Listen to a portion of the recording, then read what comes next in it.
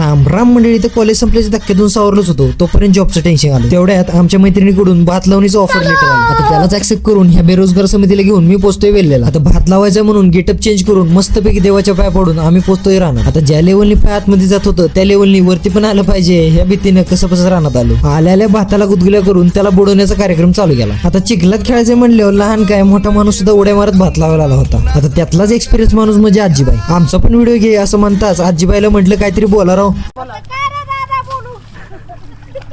आजीबाई काय म्हणतात बघा.